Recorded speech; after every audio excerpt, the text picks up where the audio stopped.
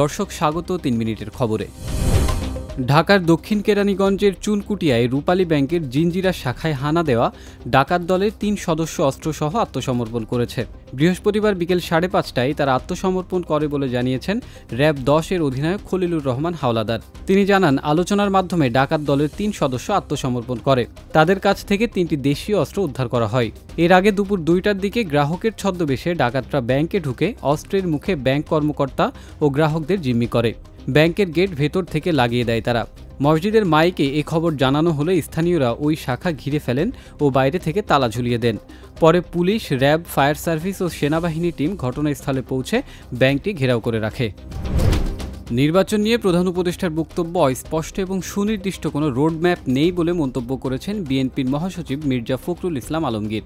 বৃহস্পতিবার রাজধানীর গুলশানে বিএনপি চেয়ারপারসনের কার্যালয়ে সংবাদ সম্মেলনে তিনি বলেন, নির্বাচন কমিশন যেহেতু হয়ে গেছে তাই নির্বাচন বিলম্বের প্রয়োজন নেই। জনগণ এই ব্যাপারে প্রধান উপদেষ্টার স্পষ্ট বক্তব্য আশা করে। নির্বাচন সংক্রান্ত প্রয়োজনীয় সংস্কারগুলো শেষ করেই দ্রুত নির্বাচন দেয়া যেতে পারে বলেও মন্তব্য করেন বিএনপি মহাসচিব।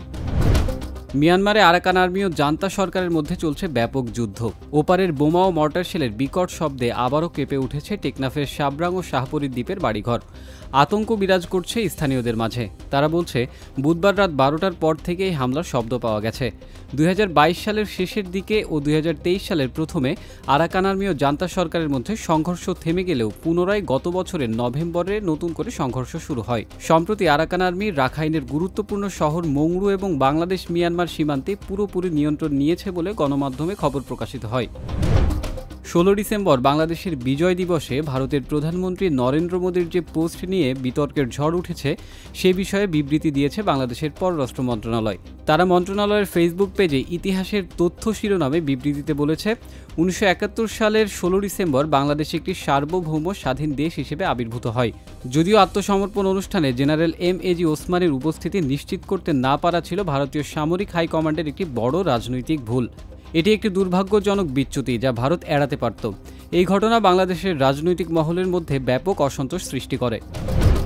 রাজধানীর পান্থকুঞ্জ ও হাতিরঝিল ধ্বংস করে এলিভেটেড এক্সপ্রেসওয়ে নির্মাণের প্রতিবাদে ৭ম দিনের মতো অবস্থান কর্মসূচি পালন করেছেন পরিবেশকর্মীরা।